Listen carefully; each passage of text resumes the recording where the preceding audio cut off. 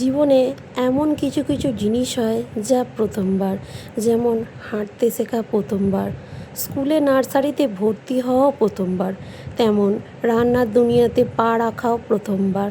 সবই এমন কিছু কিছু ঘটনা ঘটে যা আমাদের মেয়েদের জীবনের প্রথমবার। তো বন্ধুরা, তেমনি আজকে একটা রেসিপি যা আমার জীবনে প্রথমবার আমি রান্না করতে চলেছি। তো বন্ধুরা দেখো, এখানে আমি ভালো করে আগের দিন রাত্রে ছোলার ডালটা জলে ভিজিয়ে রাখলাম, কারণ ওই যে বললাম আমি প্রথমবার রান্না করব, জানি না ভালো হবে না মন্দ হবে, কিন্তু চেষ্টা ত্রুটি রাখবো না। তো বন্ধুরা, ছোলার ডাল আমি আগের দিন রাত্রে ভিজিয়ে রেখেছি, আর সাথে দেখো এখানে নিয়েছি দুটো টমেটো, একটা আদা, আর সাথে কাঁচা লঙ্কা। আর এইগুলো দিয়ে আমি তৈরি করব নিরামিষ ধোকার ডালনা। ছোলার ডাল ছাড়া তো ধোকা হয় না। এতদিন ছোটোবেলা থেকে মায়ের হাতের, দিদুনের হাতের ধোকা খেয়ে, মানে ধোকার ডালনা খেয়ে বড় হয়েছি, কিন্তু আমি জীবনে কখনো ট্রাই করিনি। তো আজকে ভাবলাম সম্পূর্ণ নিজের হাতে ধোকার ডালনা তৈরি করে দেখব। তো বন্ধুরা, ডাল আমার খুব সুন্দর ভিজে গেছে, তো জল ছেঁকে ডাল আমি মিক্সারে তুলে নিলাম, সাথে 1 ইঞ্চি আদা টুকরো দিলাম। তো দেখো বন্ধুরা, কি সুন্দর একটা পেস্ট তৈরি হয়ে গেছে। তো একবারে হয়নি, যেহেতু ডাল ছিল অনেকটা, সেই জন্য আমাকে 2-3 বার এরকম পেস্ট করে নিতে হয়েছে।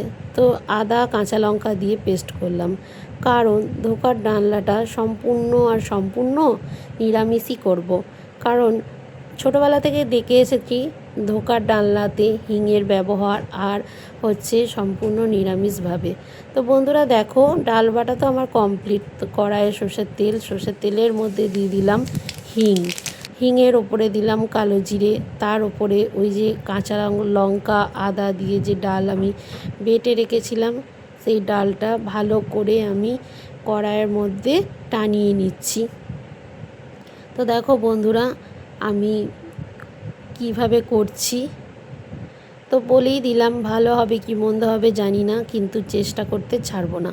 তো দেখো, যেই কড়াই ছেড়ে আসছে, খুন্তিতে লেগে আসছে, এখন আমি বুঝে গেলাম যে এটা হয়ে গেছে। তো আমি নামিয়ে নিলাম। প্রথমে একটা থালায় নামিয়েছি, যেই থালাটাতে নামিয়েছি সেটাতে আমি একটু ঘি মাখিয়ে নিয়েছি, যাতে করে ধোকাগুলো কাটার পর, পিস করার পর সুন্দরভাবে থালা ছেড়ে উঠে আসে। তো গরম গরম অবস্থাতেই কাজটা করে ফেলতে হবে। তো আমার দেখো বন্ধুরা, এই রকম টাইপের আমি কেটে নিয়েছি। জানি না কতটা পারফেক্ট কাটতে পেরেছি, কিন্তু আমি এই টাইপের কেটে নিয়েছি। তো কেটে নেওয়ার পর আমি থালায় রেখে দিয়েছি সাজিয়ে। তো এগুলো আমি এবার সুন্দর করে তেলে ভেজে নেব। তো আমি এরকম টাইপের পিস করেছি, সব পিসগুলো আমার সমান আসেনি।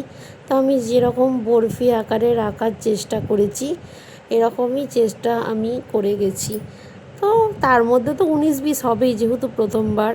আর কিছুটা করেছিলাম এরকম টাইপের। তো কড়াইয়ে ডুবো তেলের মধ্যে যেগুলো মানে ধোকাগুলো করে রেখেছিলাম, সেগুলো আমি সুন্দর করে লাল লাল করে ভেজে নিচ্ছি বন্ধুরা। কারণ ধোকা ভাজতে গেলে একটু বেশি তেলের প্রয়োজন হয়, অল্প তেলে ভাজলে পুরো তেল কিন্তু চুষে নেবে। তো প্রথম ব্যাচের পর আমি দ্বিতীয় ব্যাচও বসিয়ে নিয়েছিলাম।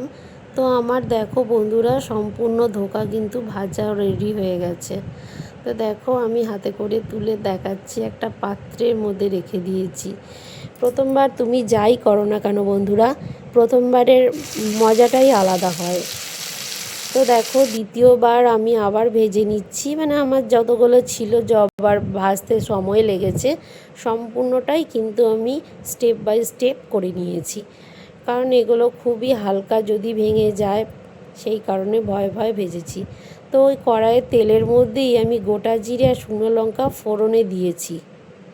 তো ফোড়নটা দেখো বন্ধুরা, আমি ভালোভাবে নাড়চাড় করে নিচ্ছি। তো দেখো, ফোড়নটা হওয়ার অপেক্ষা করছিলাম।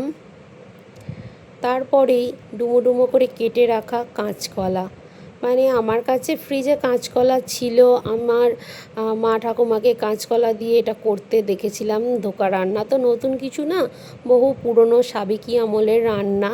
তো আমার ফ্রিজে একটা কাঁচকলা ছিল, তো আমি কাঁচকলার ব্যবহার করেছি ঠিক আলুর মতনই ডুমো ডুমো করে। তো এখানে আলু আর ডুমো করে কেটে রাখা কাঁচকলা আমি একসাথে ভেজে রেখে দিচ্ছি। আর বন্ধুরা, কাঁচকলা ভাজার আগে অনেকক্ষণ আগেই কেটে আমি হলুদ জলে রেখে দিই, যাতে তরকারির রঙটা ঠিক আসে বা কাঁচকলার যে কষটা আছে সেটা হলুদ জলে বেরিয়ে যায়। তো আমি লবণ দিয়ে দিলাম বন্ধুরা, আর হলুদ দিয়ে দিলাম। লবণ হলুদ ছাড়া তো আর ভাজা হয় না কোনো জিনিস। তো আমি এখানে ভাজছি, একটুখানি ধৈর্য নিয়ে করতে হবে ব্যাপারটা। তো বন্ধুরা, আমি এখানে ভাজা ভাজা করছি। আর দেখো, ওই মিক্সার গ্রাইন্ডারেই আমি পাকা লঙ্কা, মানে কাঁচা পাকা লঙ্কা আর একটা টমেটো, এই দুটো আমি পেস্ট করে নিয়েছি। কারণ এখানে আমার আর তো কোনো মশলার প্রয়োজন নেই, সম্পূর্ণ নিরামিষ। আর আদা কাঁচা লঙ্কা, এই চারটে জিনিস একসাথে বেটেছি। আদা, পাকা কাঁচা লঙ্কা আর একটা টমেটো। তো সেই মশলাটা আমি দিয়ে দিলাম বন্ধুরা। এছাড়াও দেবো জিরে আর ধনে বাটা। তো হলুদ গুঁড়ো দিয়ে দিলাম পরিমাণ মতো, আর একটু, আর এইখানে যেটা আছে গোটা জিরে আর গোটা ধনে বাটা রয়েছে, কারণ গোটা মশলায় আমার বাড়িতে রান্নাটা সবাই বেশি পছন্দ করে। গুঁড়ো মশলা আমাদের বাড়িতে সচরাচর অতটা ব্যবহার হয় না। আমরা গোটা যে কোনো মশলা রোদে শুকিয়ে সেটা মিক্সার গ্রাইন্ডারে পেস্ট করে গুঁড়ো মশলা করে রেখে দিই। তো বন্ধুরা, কষানো দেখে বুঝতে পারছো হয়ে গেছে। তো আমি এবার পরিমাণ মতন জল দিয়ে দিলাম। এখন ধোকাগুলো দেওয়ার প্রয়োজন নেই, তাহলে ঘেঁটে ঘন্ট হয়ে যাবে। জল দিয়ে আদা কাঁচকলাটা ফুটতে দিয়েছিলাম, মানে ঝোলটা। তো দেখো, আমি এখানে একটু সানরাইজ শাহি গরম মশলা দিচ্ছি, কারণ যেহেতু ধোকা, অন্য কোনো তো মানে মশলা তো যাবেই না এর ভেতরে। কী সুন্দর ফুটছে আমার তরকারিটা। আর আমি তো জানো, প্রত্যেকটা তরকারিতে একটু করে মিষ্টি দিই, তো দিয়েছিলাম, সেটা দেখানো হয়নি। তো যখন নামাবো তার 1 মিনিটের মধ্যেই আমি ভেজে রাখা ধোকাগুলো দিয়ে দিলাম। এই ধোকা দিয়ে তরকারি কিছুতেই ফুটতে দেওয়া যাবে না। তো এবার দেখো বন্ধুরা, আমি গ্যাস অফ করে দিয়েছি। তো দেখো, আমি সম্পূর্ণ একটা জায়গায় নামিয়ে নিয়েছি ধোকার ডালনা। তো বন্ধুরা, আমার বানানো প্রথম ধোকার ডালনা রেসিপি, জানি তোমাদের কেমন লাগবে, তবুও কমেন্টের আশায় থাকলাম। কমেন্ট করতে যেন ভুলে যেও না। তো বন্ধুরা, পরের দিন দেখো রবিবার, শনিবার ধোকা রান্না করেছি। রবিবার আমার বাবা বাজার থেকে রবিবারের মাছ বাজার দেখো নিয়ে হাজির হয়ে গেলাম। আমার বাবা তো জানো বাজার করতে প্রচুর ভালোবাসে। তো ভোলা মাছ আমার ভীষণ প্রিয়। তো ভোলা মাছ আমার জন্য এনেছিল বন্ধুরা। আর তার সাথে রয়েছে 2 রকমের চিংড়ি মাছ। এটা এক ধরনের চিংড়ি মাছ, আর এক ধরনের আছে বাগদা চিংড়ি।